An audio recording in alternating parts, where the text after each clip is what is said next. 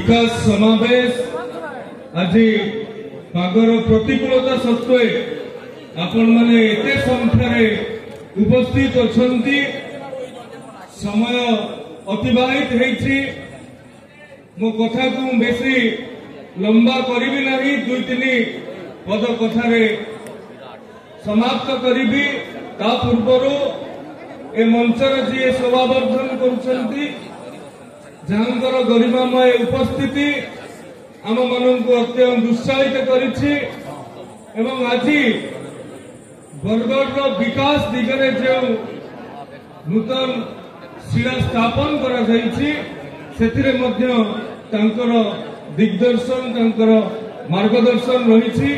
आम मानकर अति सम्मानस्पद केंद्र शिक्षा मंत्री श्रीयुक्त धर्मेंद्र प्रधान महोदय, श्री प्रदीप पुरोहित मान्यवर जनप्रिय सांसद बरगढ़, श्री अश्विनी कुमार षडंगी मान्यवर विधायक तथा आपण मानकर अति आपणार श्री निहारंजन महानंद अताविरार मान्यवर विधायक, श्री कंकधर त्रिपाठी झारसुगुड़ार मान्यवर विधायक, श्री राशिष आचार्य मान्यवर विधायक भटली, श्री सनत कुमार गड़तिया मान्यवर विधायक विजयपुर तथा ए मंचर उपस्थित थिबा आईजी कलेक्टर और एसपी महोदय। आज पाखापाखि 22 कोटी ऊर्ध्व टंकार शिलान्यास करागला एवं आपण मानकर अति प्रिय जनप्रतिनिधि माने बरगढ़ जिल्लार विकास पाई अनेक दाबी मध्य अनेक मंतव्य मध्य रखिछंती।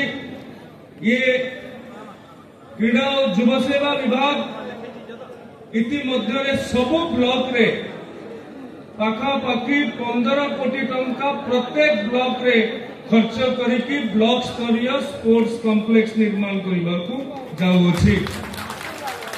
ता भितरे आज जामर्दा ठारे पाखापाखि 8 कोटी टंका व्यय आमे स्पोर्ट्स स्टेडियम निर्माण करने को जाऊँगी एवं बरगढ़ माटी कला संस्कृति ऐतिह्य परंपरा को उज्जीवित कर रखिबार माटी आज 1 कोटी 45 लाख टंका व्यय बरगढ़ रे संस्कृति भवन मध्य शिलान्यास करा जाइछि।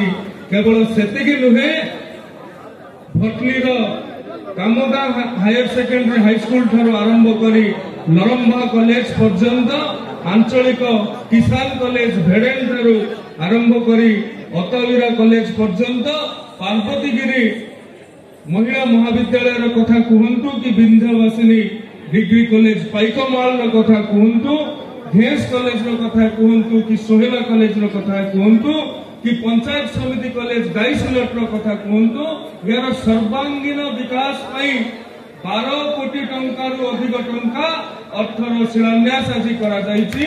निश्चित भाव में शिक्षा क्षेत्र में बरगढ़ आगु जीव, उच्च शिक्षा क्षेत्र में बरगढ़ आगु जीव एथिरे कोनोसी संदेह नहीं। मान्यवर विधायक बरगढ़ आज एक गुरुत्वपूर्ण कथा रखिछंती एवं से जो स्थान टूरा जो स्पोर्ट्स कॉम्प्लेक्स कथा कहते जिला स्तरीय स्पोर्ट्स कॉम्प्लेक्स कथा मुझे मान सम्मुखें कहवाक चाहूँगी। जदियो गत सरकार ताहाकु केवल घोषणा सीमित कर रखिदे ये सरकार ताहाकु पूरा करिवे। बहुत बहुत धन्यवाद। भारत माता की जय। बरगढ़ मोना साहू रिपोर्ट बरगढ़ टाइम जेकोसी न्यूज देवार लगी आम नंबर के फोन करूँ।